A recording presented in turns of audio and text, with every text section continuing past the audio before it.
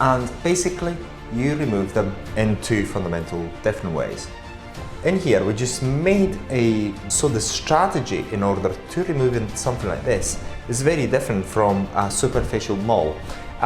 This type of benign growth, which is xanthelasma, the surrounding skin, you actually go, for example, up until here, after a while, when the healing progression is finished, go and have your moles checked in advance before you attempt.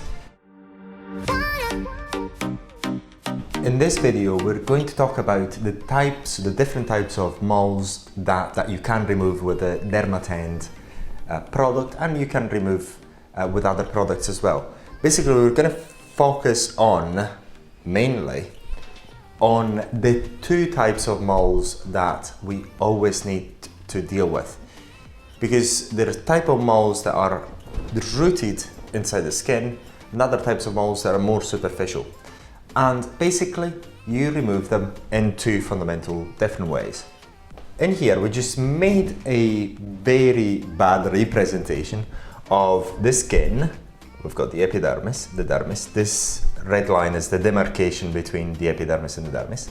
And here, this is our gel, our Areton gel, and this is the what we have made here is the representation of the Vaseline, the petroleum jelly that protects the skin from the ablation effect of the new Areton. Now, in here we've got to focus on something a bit different, is to say how this lesion here grows inside the skin. In this particular case, we've actually depicted something that's quite familiar to us, which is xanthelasma. And xanthelasma, normally, if you just look at it from the outside, it doesn't seem to be very, very big. However, when you actually dig into it, for those people who are dealing with xanthelasma day in and day out, like we are, we found the physiology of it, and there's something that is not in books, unfortunately. We're the only one publishing these findings, and we've got it published in a number of videos now, and also our websites as well. But you do not find it, unfortunately, in books yet. We do not want to write books, we want to make all this information available to you anyway. But if you watch our videos when we remove xanthelasma using electrical arcing, what you'll find is that tip of the device goes actually inside the skin. It's amazing. It's because basically what happens is the xanthelasma is rooted quite deeply inside the skin. So the strategy in order to remove something like this is very different from a superficial mole. This type of benign growth, which is xanthelasma, is not different from the way that other moles grow inside your skin. There's many other types of moles that grow inside your skin in a similar way. That is to say, when you look at them from the outside here, but actually what you're able to look at is just this part, is a very tiny part of it. They look quite small. So what people normally do is actually they flatten them with the surrounding skin. And this would actually be the case with a very flat mole like this one. When you flatten it, you actually take off a bit of epidermis, and then you leave the dermis exposed, and then the area heals back and the mole is gone in case of a flat mole. But in case of deep-rooted moles like a benign growth like xanthelasma and many others, you actually need to go inside the skin. Now, so you've got two different strategies. Say for example, this flat mole, something very close to a flat mole, a flat benign growth, is seborrheic keratosis. Seborrheic keratosis are so superficial that literally you can scratch them off by using your fingernail. You can try it if you wish, it actually works. They're so superficial. So you're able to remove a seborrheic keratosis really, really easily just by scratching it off. If you're using electrical arcing, you burn it a bit on top of it and then you just rub it off, and then it goes automatic, and it goes like magic. And what you're left with is the exposed dermis. The superficial part of the dermis, off you go, great healing, nothing goes in a second. Whereas something of the sort, then you've really got to go and dig deep inside the skin in order to remove it. So it pays off, especially if you're a professional, to know in advance what you are removing, whether you're removing something like this or something like that. So we're hopefully going to make some more videos, on educational videos, on showing you what type of moles are flat moles and what type of moles are deep-rooted skin lesions, so that when you recognize them, then you know the strategy that you've got to use in order to remove them.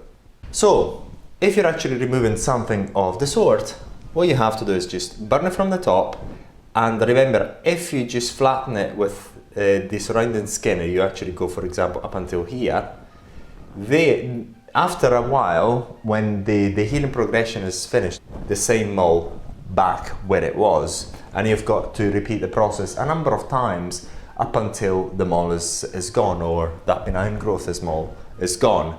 This is why, for a case of xanthelasma, with the clinics that do not know how to remove them, basically what happens is they actually do they flatten the xanthelasma, and then 2 weeks after, the xanthelasma is still there.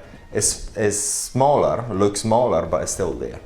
Whereas on a flat mole, you just flatten it, and then the mole is gone. You don't need to go and repeat the process. So from a cosmetic clinic point of view, this sort of information, knowing what you're dealing with, is 100% important.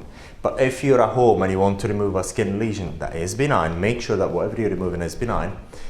You do not really need to worry as much, because if you're dealing with something of the sort, as long as it is benign, that's very, very important.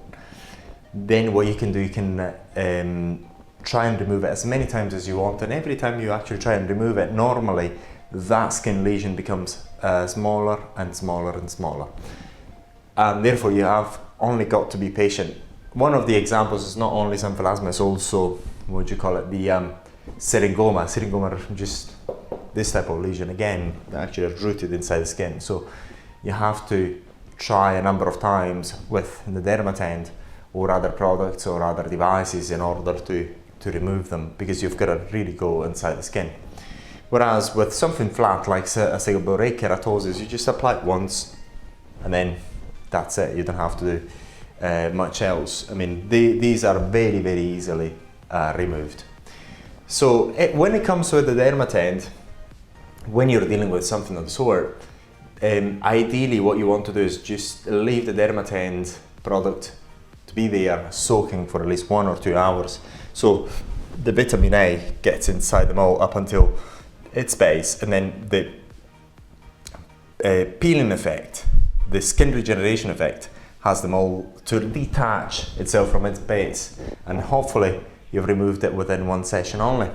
Whereas with if you apply the Dermatend onto a flat mole or a skin lesion that is flat and is not rooted inside the dermis, then you apply it for 20 minutes. Then after, during this, the healing progression, when the scab forms and the scab falls off, normally you're done. There's nothing left for you to take care. But in terms of this sort of lesions, you've got to be a bit patient, because even if you do 1 application only, or 1 hour or 2 hours of the Dermatend being there for a while, you may need to actually go and repeat the application every 2 to 3 weeks up until the mole or that skin lesion is gone.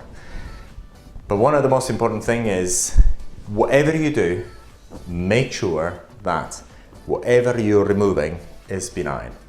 And in order to be sure, go and have your moles checked in advance before you attempt to remove them on your own. That's very important. There is a very simple reason for it, is simply because if you're actually, for example, treating an actinic keratosis or a solar keratosis, I think they're called, they can develop into something sinister that can kill you and fatal. So if you're removing something of the sort, an actinic keratosis, and the cells are just about to start dividing in a bad way, you destroy the evidence, the sheer evidence, but the root of it may still be there, so it's going to be difficult to detect, and when you may detect it, it could be already too late. So this is why it is extremely important that whatever you do, you make sure that what you are removing is benign and completely harmless. And in order to make sure of that, the best way is to get a professional to look at it, and then they will make their judgment. They will actually assess it and make sure that is something benign. So hopefully you find this video of interest and useful, and if you'd like to know more, please get in touch.